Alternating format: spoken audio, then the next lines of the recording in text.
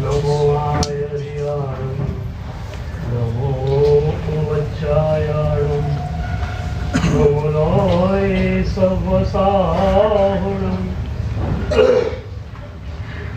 केशो पञ्चणमुक्कारो सर्वपावपरासनो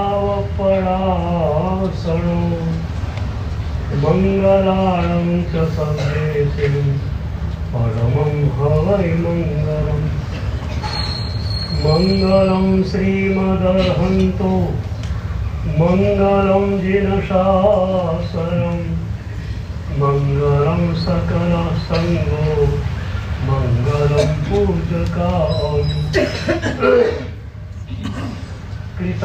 कृतापराधेऽपि जने कृपामन्थरतारयो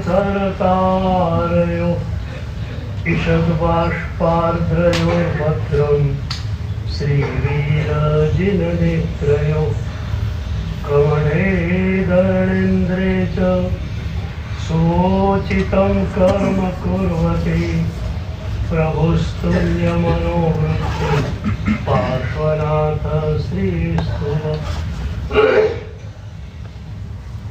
ज्ञान ध्यान क्रियादिकार्य कुशल प्रद्युम्न जेता गुरु अन्तर्लोचनमेकमस्ति सुतरां प्रोद्भासितं यस्य वै ओंकारेण सुसेवितोऽपि सततम् ओंकार सेवा पर सोऽयं सौम्यमनः सदा विजयते श्रीसिद्धिसूरीश्वर सोऽयं सौम्यमनः सदा विजयते श्रीभद्रसूरीश्वर सोऽयं सौम्यमनः सदा विजयते ओंकारसूरीश्वर सोऽयं सौम्यमनः सदा विजयते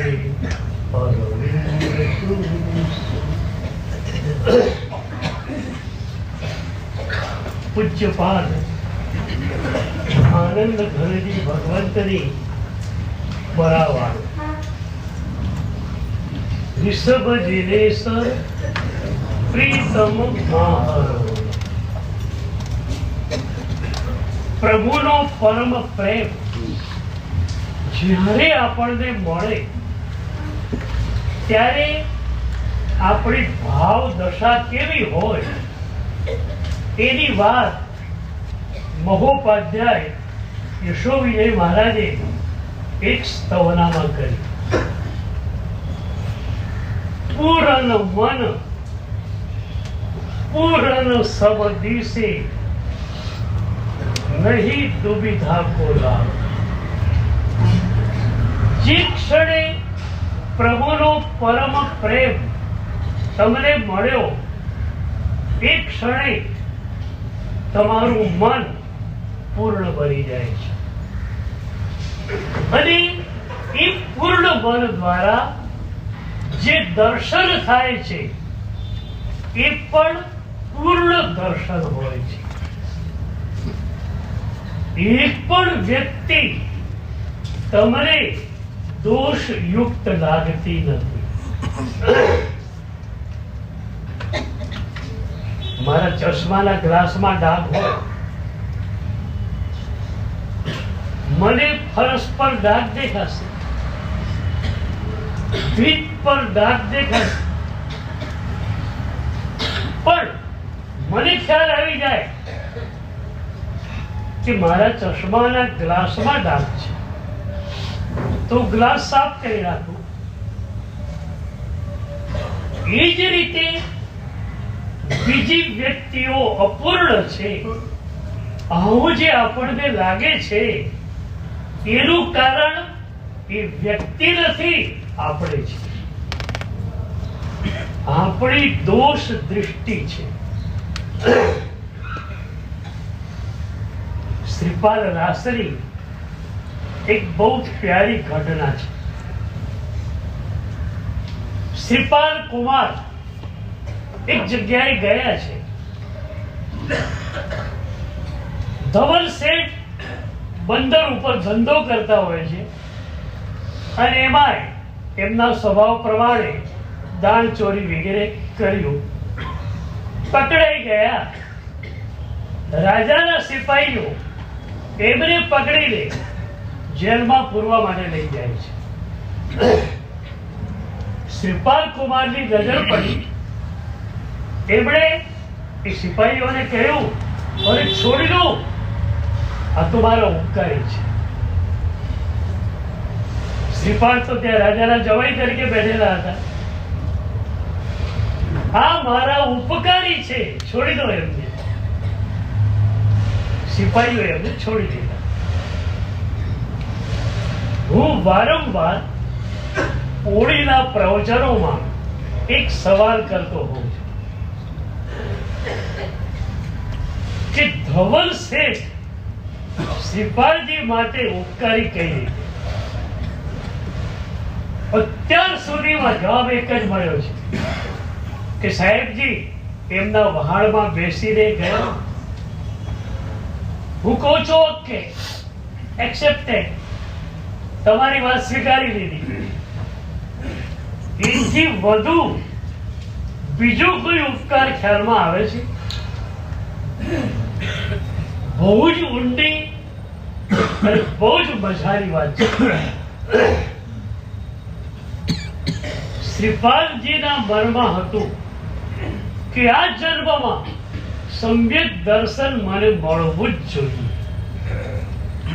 સ્વાનુભૂતિ મને થવી જ જોઈએ. પણ હું સમ્યક દર્શનની નજીક છું કે નહીં એ પણ મને ખબર સી રીતે પડે? જ્ઞાની ગુરુને ખબર પડે. પણ શ્રીપાલ જ્ઞાની પણ હતા.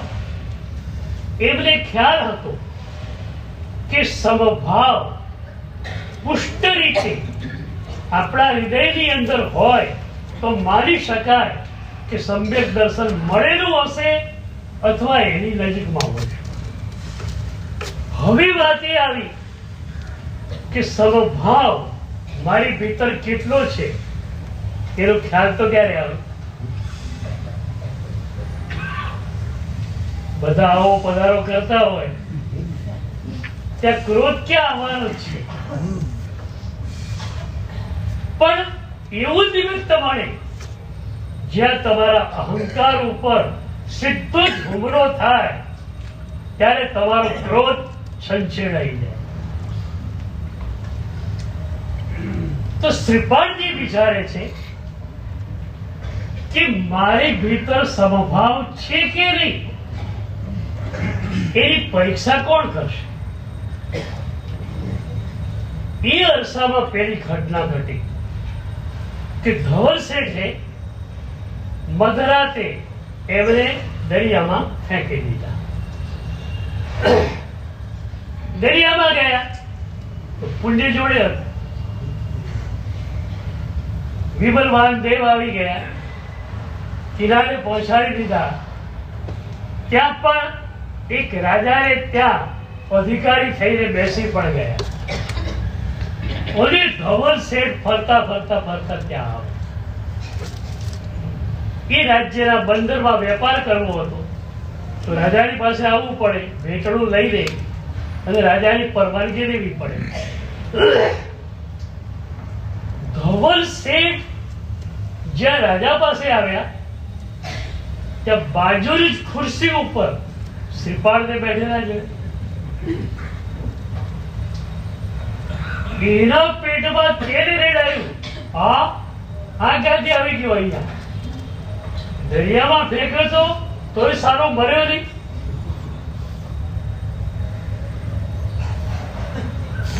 અને એ વખતે શ્રીપાલજીને ધવળને જોતા એક ક્રોધનો અંશ પણ આવતો નથી.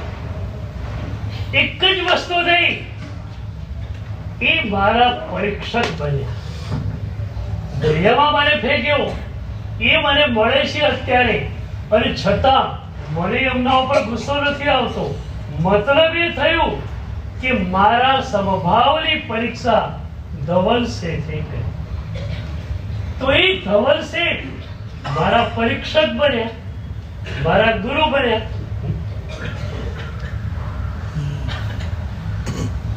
ભાઈ તમે તમને પૂછું, તમારે ગુરુ કેવા હતા? તમારે ગુરુ કેટલા હોય? ઘરમાં જ ગુરુ મળી જાય. બહાર જવાની જરૂર જ નથી. હિન્દુ પરંપરામાં ગુરુ દત્તાત્રેય માટે કહેવાયું કે એમને 24 ગુરુઓ હતા. અચ્છા, તો પહેલા ગુરુ કોણ હતા? ગુરુ દત્તાત્રેયના પહેલા ગુરુ તરીકે એક ચોર છે. દત્તાત્રેય અત્યંત શ્રીમંત ઘરમાં જન્મેલા છે. પંડિતો એમને ભણાવવા માટે ઘરે આવે છે. બહાર એમને ક્યાંય જવાનું નથી. એકવાર એવું બન્યું, એક ચોર રંગેલા હાથે પકડાઈ ગયો. રાજાએ સજા કરી એને ફાંસીને માંચડે ચડાવી દીધો. તો એ જમાનાના નિયમ પ્રમાણે એને ગધેડા ઉપર બેસાડવામાં આવ્યો, માથે મુંડન કરવામાં આવ્યું, મોઢું કાળું કરી નાખ્યું, આગળ ફૂટેલો ઢોલ વાગે અને એ રીતે સરઘસ ગામની બહાર જાય ત્યાં એને ફાંસી આપવામાં આવે. દત્તાત્રેય સંસારમાં છે, બારીમાં બેઠેલા છે અને એમણે આ સરઘસ જોયું. દુનિયાના વ્યવહારથી બિલકુલ અજાણ છે. એમણે પોતાના એક સેવકને બોલાવ્યો અને પૂછ્યું કે આ શેનો વરઘોડો છે? પેલો તો સાહેબ આ વરઘોડો નથી, આ માણસે ચોરી કરેલી, રાજાનો અપરાધ કરેલો અને એટલે રાજાએ એને ફાંસીની સજા ફરમાવી છે. તો એને ફાંસીને માંચડે ચડાવવા માટે લઈ જાય છે.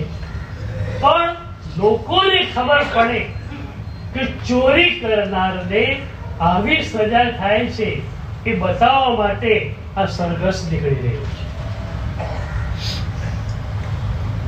એ ચોરને જોતા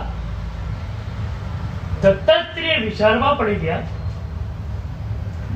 એક રાજા એનો કોઈ ગુનો કરે, અપરાધ કરે, એને ફાંસીની સજા મળે. હું આ જન્મમાં આવ્યો છું, મને પ્રભુએ શા માટે મોકલ્યો છે અને હું શું કરું છું?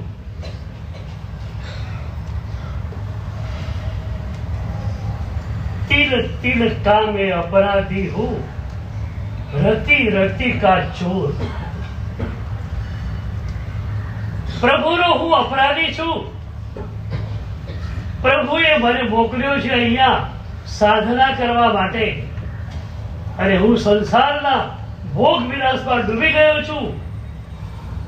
એક રાજાનો નાનકડો અપરાધ કરે એને ફાંસીની સજા મળે, તો પ્રભુનો અપરાધ કરે એટલે કેવી સજા મળે?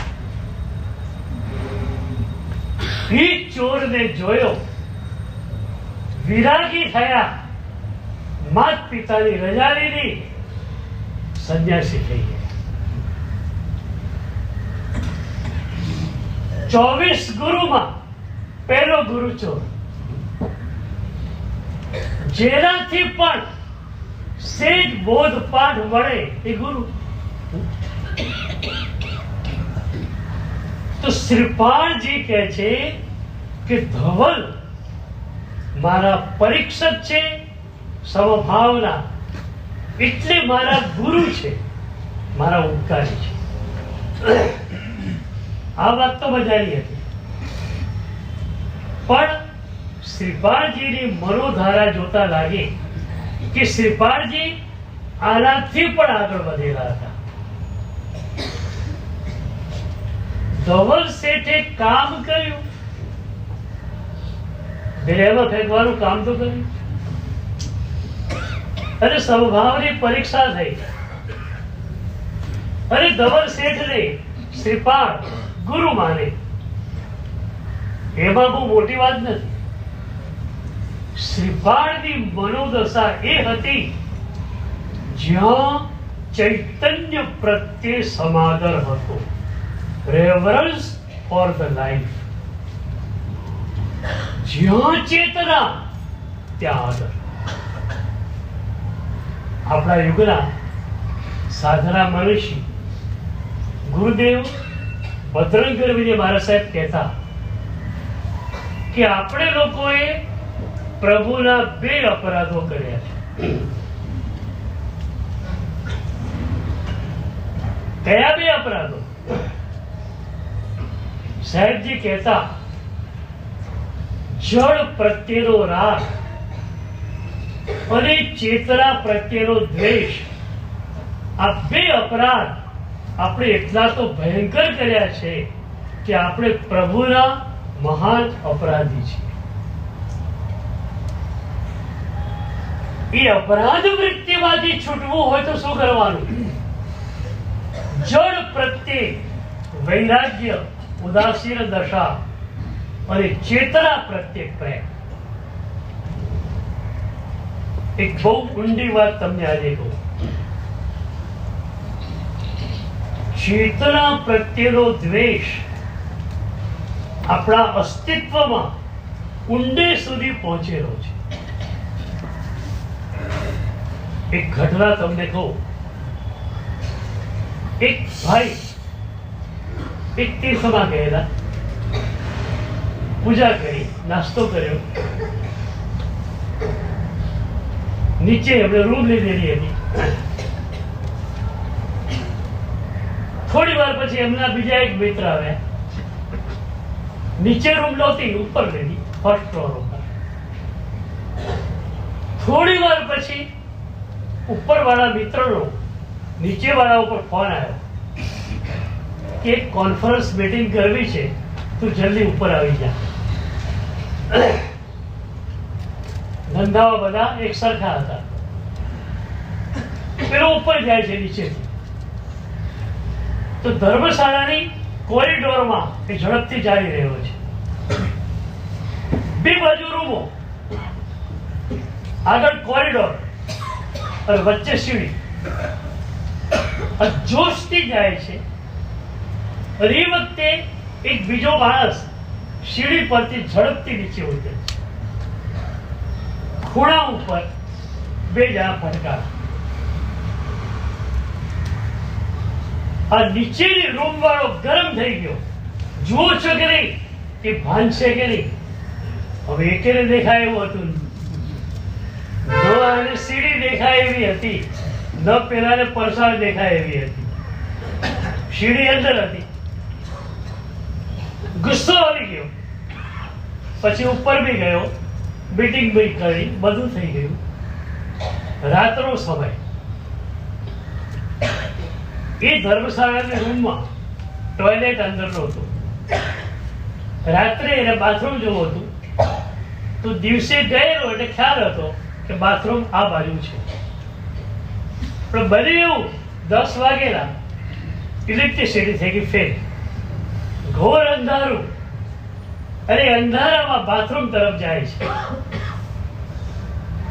વચ્ચે એક થાંભલો આવ્યો, અંધારામાં દેખાયો નહીં, જોરથી એ થાંભલા જોડે ભટકાયો. હે બોલો, સવારે પેલા જોડે ભટકાયો ને ત્યારે વાગ્યું, એના કરતા વધારે વાગ્યું છે. ગુસ્સો કેટલો આવે થાંભલા ઉપર. લાકડી લઈને થાંભલા ઉપર તૂટી પડે. કેમ?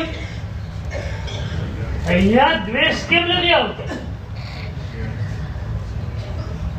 આજ આપણા મનનું આપણી સાથેનું ચીટિંગ છે.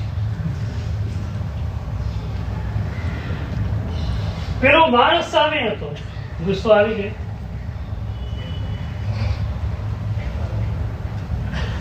તો ચૈતન્ય પ્રત્યેનો દ્વેષ અનંત જન્મોથી સંઘરીને આપણે બેઠા છીએ. પણ એટલે જ તમે જુઓ, સાધના કરવા આવો, સામાયિક લઈને બેઠેલા હોય, કોઈનું કંઈક જુઓ ને તરત જ મનની અંદર તો ગુસ્સો આવી જ જાય છે. આ કેમ આમ કરે છે? પણ ભાઈ, તને કોણે જજ બનાવ્યો છે? તો તારું સંભાળ ને.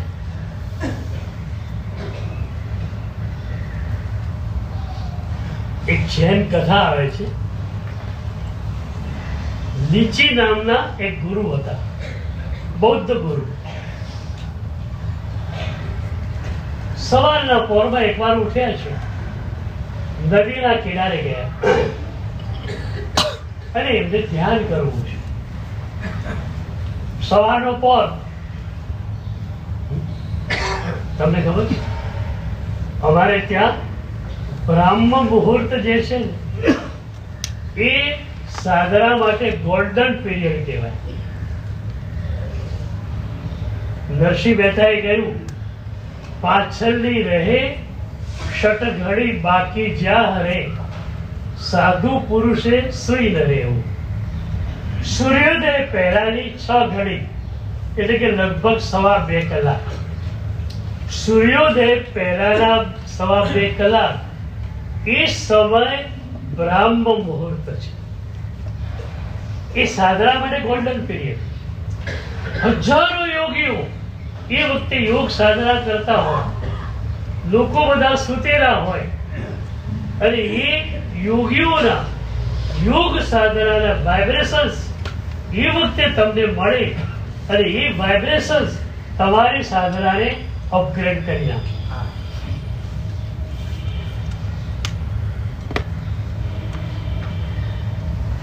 શિયાળામાં 6 વાગ્યા સુધી 7 વાગ્યા સુધી માણસ પથારી જોડે દોસ્તી કરતો હોય,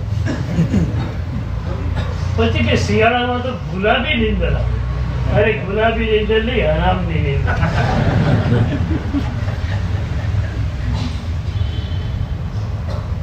તમે આખું શેડ્યુલ ફેરવી નાખ્યું. 9, 9:30 સુઈ જવાનું હતું, 5 વાગે ઉઠી જવાનું હતું. આખું ચક્ર તમને ખોરવી નાખ્યું છે.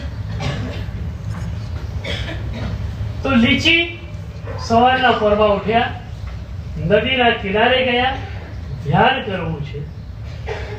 એમાં એક નાવ હતી. એ નાવ કિનારા જોડે લંગરાયેલી અને સ્થિર પડેલી હતી.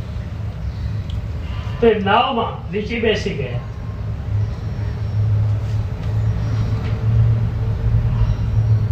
થોડી વાર થઈ અને લંગર ખુલી ગયું કોઈ પણ કારણસર, અને હોળી ચાલવા માંડી પ્રવાહમાં. તો હોળી ચાલે તો પણ લીચીનો કોઈ વાંધો નથી, એમનું ધ્યાન ચાલુ છે. એમાં એવું બન્યું કે એક બીજી હોળીનો ધક્કો જોરથી આ હોળીને લાગ્યો. એટલો જોરથી ધક્કો લાગ્યો કે આ હોળી ઊંધી પડી જતા રોકાઈ ગઈ. લીચી સંત છે, ધ્યાનમાં બેઠેલા છે, છતાં પણ એમના મનમાં વિચાર આવી ગયો કે મારી તો આંખો બંધ છે, હું ધ્યાનમાં છું, એટલે શું સામેવાળાની આંખ પણ બંધ હશે? એને મારી હોળી જોડે એની હોળી અથડાવી. ગુસ્સો આવી ગયો, આંખ ખોલી, જોયું તો હસી પડ્યા. વાત આખી જુદી હતી. સામેથી કોઈ હોળી આવી નહોતી, પાછળથી એક હોળી આવેલી. એ હોળીને પણ લંગર નાખેલું હતું, લંગર છૂટી ગયું નાવિક એ હોડીમાં હતો ને, એ હોડી હતી મોટી અને પાછળથી એ હોડી આવતી હતી અને નાવિક વગરની એ હોડી આ હોડીને ટક્કર મારેલી.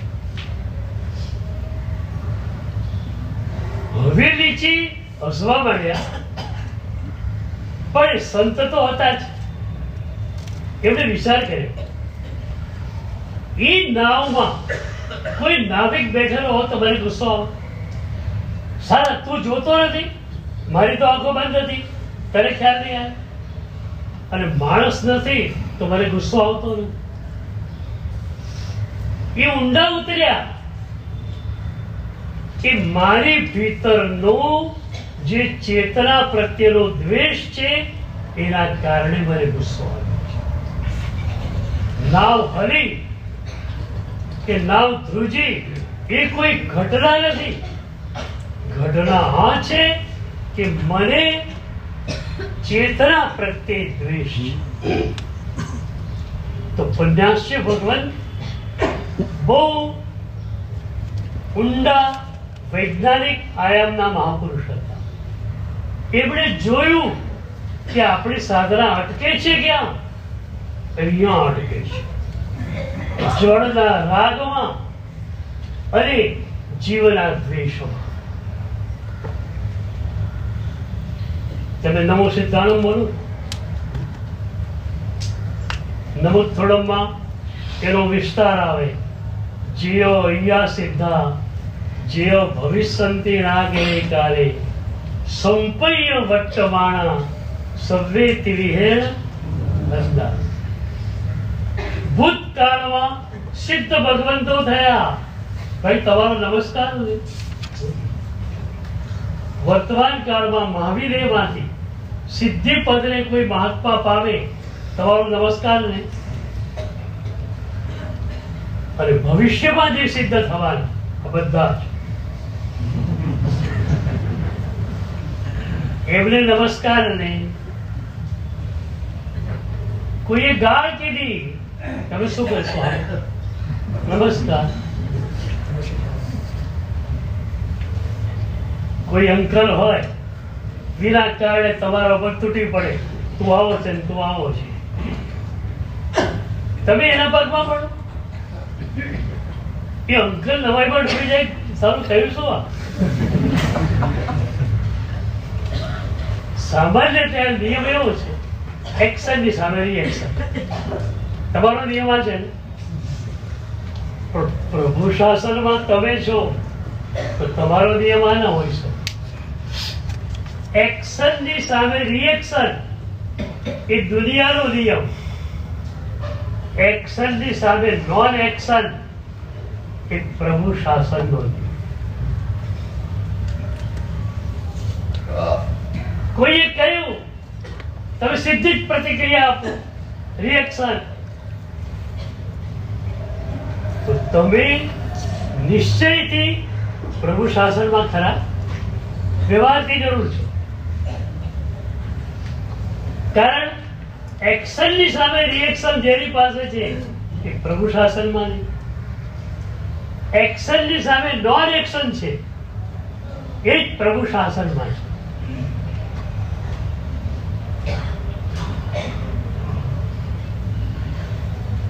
એક્શન પેલી વ્યક્તિએ કરી, બરોબર?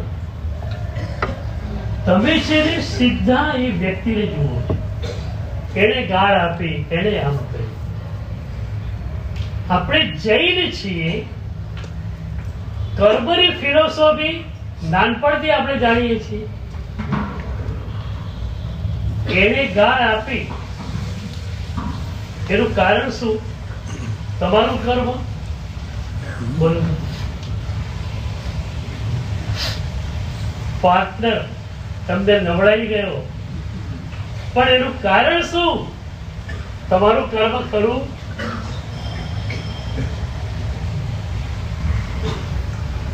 જો તમને તમારું કર્મ દેખાય તો પેલી વ્યક્તિ ઉપર ગુસ્સો કેમ આવે?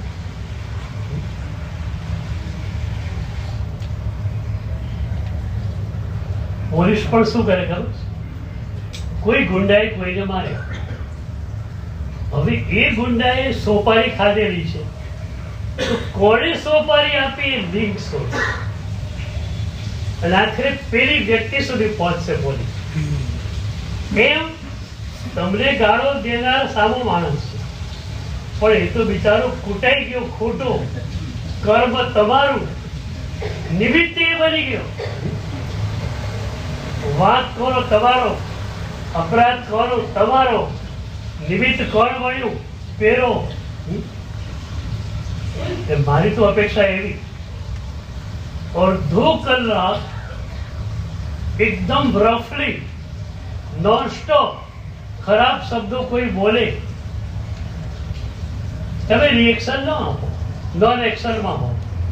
આખરે અડધો કલાકે પેલો બંધ થવાનો જ છે. રિએક્શન મળે તો વરઘોડો આગળ ચાલે. લેટર ક્યાંથી ચાલે? નોન એક્શનમાં. એ બોલતો બંધ થાય ત્યારે તમે પ્રેમથી કહી શકો કે અંકલ, તમે મને સુધારવા માટે કેટલી બધી મહેનત કરી, આ થોડું જ્યુસ પીઓ, તમારા ગળાને થોડો સોસ પડેલો. તમારા પાસે મારી અપેક્ષા આ છે, એક્શનની સામે રિએક્શન. તો પછી પ્રભુ શાસન ક્યાં આવ્યા? એક્શનની સામે નોન એક્શન. અને નોન એક્શન નું કારણ છે કે એક્શન કરનાર એ વ્યક્તિ નથી, એક્શન કરનાર મારું કર્મ છે. અંજના મહાસતીને પૌલેજી ઉપર ગુસ્સો આવેલો. જે પતિ 22 વર્ષ સુધી લગ્ન પછી એની સામે જોતો નથી, એ પતિ પ્રત્યે એટલો ભાવ છે કે એક પતિ યુદ્ધના મેદાનમાં જવા માટે તૈયાર થયો ત્યારે અંજના મહાસતીને થયું કે પત્ની તરીકે મારો ધર્મ છે કે મારે મારા પતિનું મંગળ ઈચ્છવું જોઈએ. અને એ અંજના મહાસતી કંકુવટી લઈ, ચોખા લઈ પતિનું સ્વાગત કરવા માટે જાય. એ પૌરી જે ઘોડા ઉપર બેઠેલો નાનામાં નાનો માણસ, એક ખેડૂત, ગળામાં ફૂલનો હાર નાખે તો પૌરેજે હાથ જોડીને એને સ્વીકારે. એ જ પૌરેજે અંજના મહાસતીને જોઈ સીધી પાટું લગાવી. અંજના હજારો લોકોની વચ્ચે અંજના બેભાન થઈ ગયા. એમને મહેલમાં લઈ જવામાં આવ્યા. ભાનમાં આવ્યા પછી સખીઓએ કહ્યું, આવો માણસ હોય પથ્થર દિલ, તો એનું મંગળ ઈચ્છવા ગઈ અને એને પાટું માર્યું. ત્યારે અંજના મહાસતી એક લોજિક આપે છે. એ પળોમાં બીજું કઈ યાદ આવે? પણ કેવી કર્મની ફિલોસોફી અસ્તિત્વના સ્તર પર ગઈ હશે. અંજના મહાસતી કહે છે કે મારા પતિ માટે તમે ખરાબ નહીં બોલો, મારા પતિ ખરાબ છે જ નહીં. લોજિક આપે છે, જો મારા પતિ ખરાબ હોય તો બધાની જોડે ખરાબ બિહેવિયર કરે. એક નાનામાં નાનો માણસ આવે એનો પણ પ્રેમથી સન્માન સ્વીકારે છે. માત્ર હું ગઈ અને પાટું મારે છે, મતલબ મારું કર્મ ખરાબ છે, નહીં કે મારા પતિ ખરાબ છે.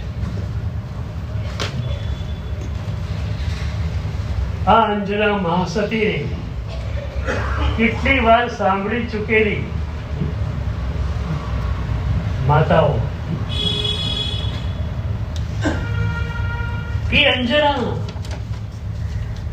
નાનકડા સ્તર ઉપર એક અંજનાજીનું નાનકડું એડિશન તમારા ચિત્તમાં કેમ ન હોય? આજે તો વાત એવી થઈ કે નામમાં પણ આ ગયું. 25-30 વર્ષ પહેલા અંજના, ચંદના, છોકરાઓના કુમારપાળ, વસ્તુપાળ આવા નામ રહેતા.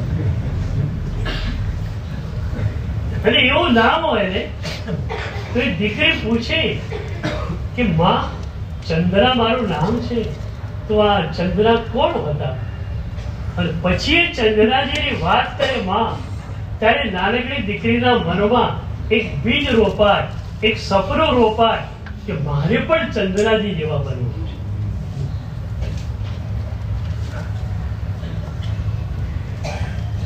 શું બનવું છે તમારે? રોલ મોડેલ શું છે તમારું? બહારની દુનિયામાં રોલ મોડેલ લઈને બેઠેલા છે. અંદરની દુનિયામાં કોણ છે? ભરેશ્વર બાહુબલી આખી સજાય બોલી જાઓ, એમાંથી તમારા માટે રોલ મોડેલ કોણ? કાલ નક્કી કરી આવશો, ચિઠ્ઠીમાં લખીને મને આપશો. તમારા માટે રોલ મોડેલ કોણ છે? ભરત ચક્રવર્તી છે.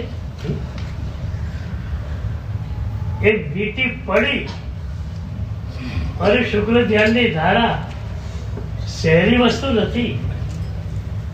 ઉદાસીનતાની ધારા એવી ઘૂંટેરી એક ધક્કો મળ્યો અને ભરતજી પહોંચી ગયા. માત્ર એક ધક્કો, એક ધક્કાની જરૂરિયાત હતી. તમને ભરત ચક્રવર્તીનો ખ્યાલ છે? એ 6 ખંડના વિજેતા ચક્રવર્તી હતા. અને હજારો મુગટબદ્ધ રાજાઓ રોજ એમની પ્રશંસા કરતા હોય. પણ ભરત ચક્રવર્તીને લાગ્યું કે આમાં તો હું ડૂબી જઈશ.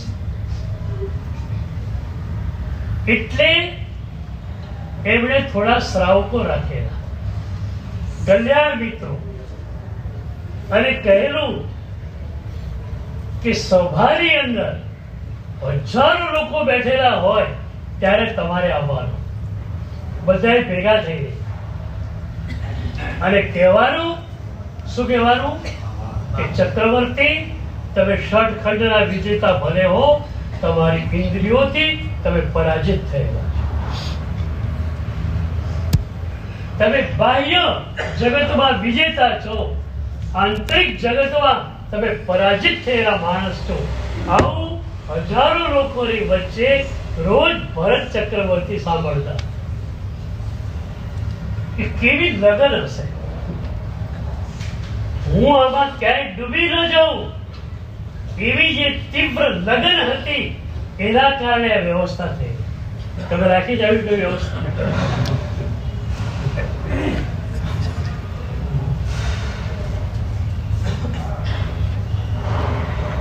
ભાઈ તે આટલું બધું ભેગું કર્યું, પરલોકમાં કેટલું કામ આવશે, આવું કહેનાર કોઈ રાખ્યા છે?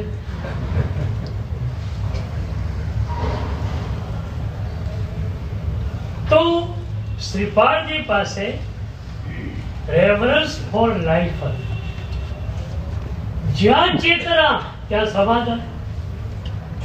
ધવલ સેટમાં બીજું કઈ જોવાનું નથી. એ ચેતના છે, અનંત ગુણોથી યુક્ત છે. એક સરસ દૃષ્ટિકોણ છે આમાં, બહુ સરસ. તમે પણ એપ્લાય કરી શકો એવો છે. કોલસારી ખાણ હોય અને કર્મચારીઓને એમાં રોજ ઊંડે જવાનું હોય. એ સાંજે નીકળે ત્યારે કોલસાથી આખું શરીર રજૂટાયેલું હોય. જ્યાં કપડું ન પહેરેલું હોય ત્યાં આખો ભાગ કાળો કાળો કાળો થઈ ગયો. હવે એક કર્મચારી બહાર નીકળ્યો છે. એની શિખર ઉપરથી ખબર પડી જાય છે કે આ ચીબન છે, અને એને ઓળખનાર બહાર બેઠેલો છે. જીવન એકદમ ગોરી કાયાવાળો, એકદમ ગોરી ચામડી છે. પણ જયારે ખાણમાંથી નીકળે ત્યારે કેવો છે?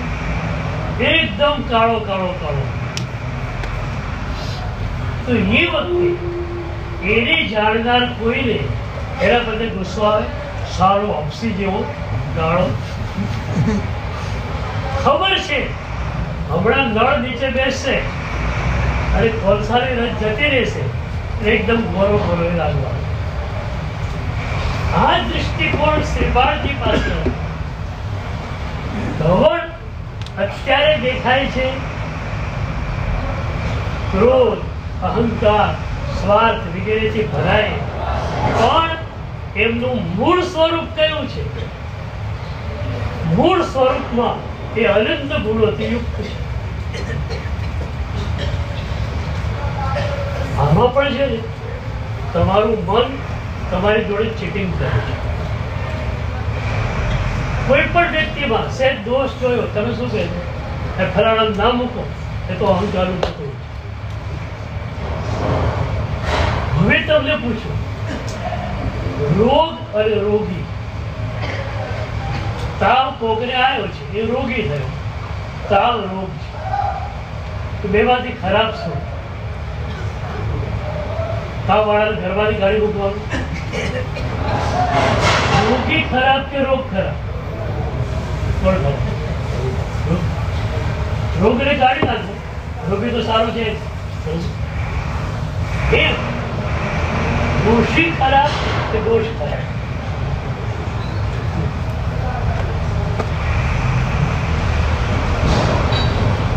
ત્યાં તમારું મન બરોબર સમજે છે, રોગી તો સારો જ છે, એ તો માણસ છે.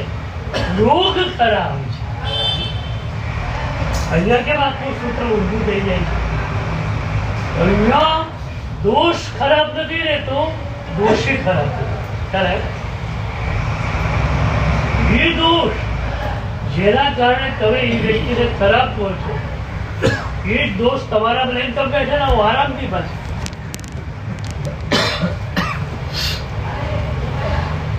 દોષ ખરાબ નહીં, દોષી ખરાબ.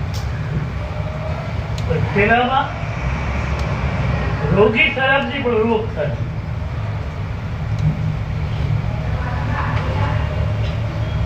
બે ખ્યાલ આવશે. મનની ચીટિંગ માંથી બહાર નીકળવું છે.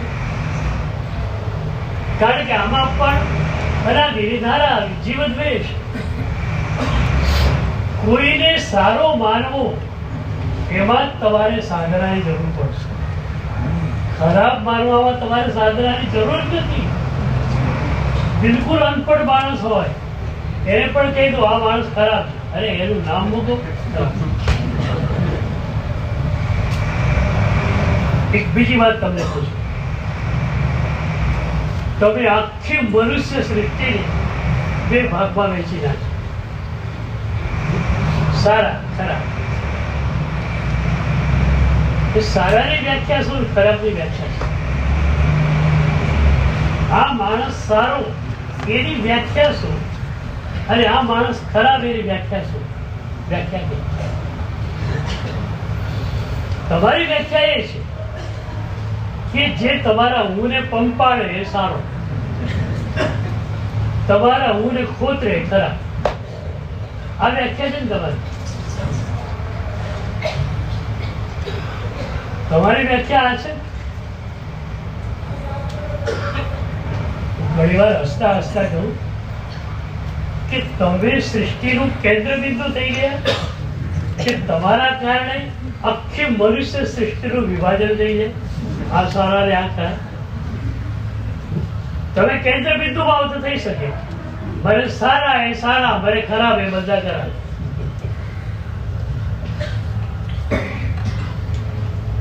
તમારા જેવા બૌદ્ધિક માણસો આવી માન્યતા, આવી વિચારણા તમારી પાસે ચાલે ખરી? એ માણસ સારો જ છે.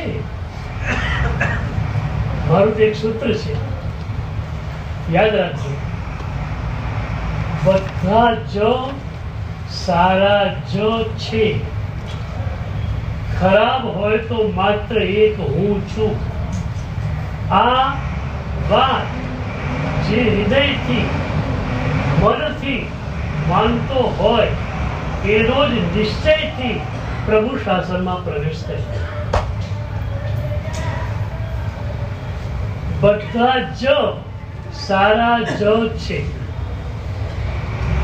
ખરાબ હોય તો એક માત્ર હું છું. કારણ બીજાના ગુણ જોવાના છે, આપણા દોષ જોવાના છે. આપણા દોષ જોઈએ એટલે આપણી જાત આપણે ખરાબ લાગે. બીજાના ગુણ તમે જુઓ, સારા લાગે તમને. એકચ્યુઅલી આ પ્રાયશ્ચિત છે. અનંત જન્મોથી એક જ વાત આપણે કરી છે, બીજા ખરા હું સારો, બીજા ખરા હું સારો. અરે બીજો સારો પણ ક્યારે? મને સારો માને તો સારો. આનું પ્રાયશ્ચિત શીર્ષાસનમાં આવી જાવ. બીજા બધા જ સારા, ખરાબ હોતે હું. અને આ વાત હૃદયને સ્પર્શે તો શું થાય? ઉપાધ્યાયજી ભગવંત કહે છે, પૂર્ણ મન પૂર્ણ સમધિ છે. પછી આખું જગત તમને પૂર્ણ દેખાશે, કોઈ અપૂર્ણ છે જ નહીં. વિચાર કરો, તમને કોઈને ધવલ શેઠ જેવો મૃત્યુ મળ્યો છે, તો શ્રીપાળજી તમારા માટે રોલ મોડેલ ન બની શકે કે દરિયામાં પાડવા માટે તૈયાર થયેલો માણસ, છેલ્લે છેલ્લે તો કટારી લઈને મારવા આવેલો માણસ, ભલે એ મરી ગયો પછી, પણ શ્રીપાળને મારવા માટે આવેલો કટારી લઈને એ મરી ગયો ધવલ. પણ એ વખતે શ્રીપાળ એમના ગુણોને યાદ કરી રડે છે.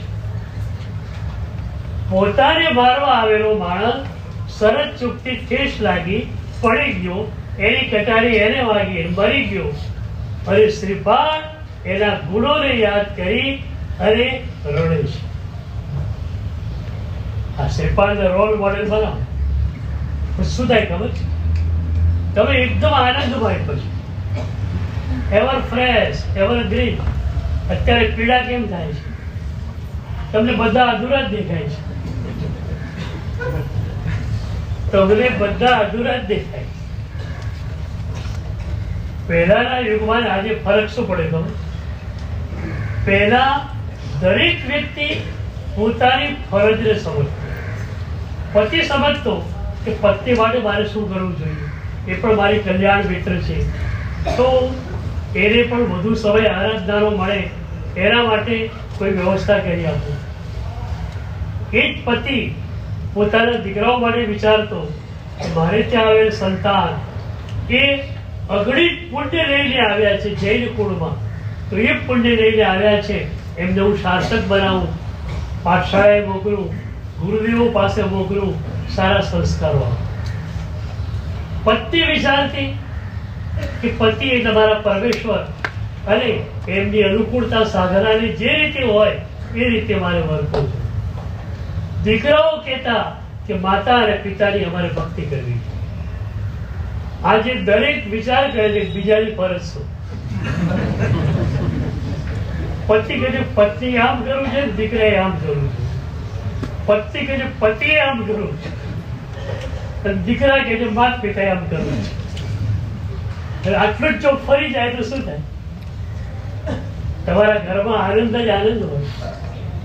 તો પૂરણ મન પૂરણ સમજ.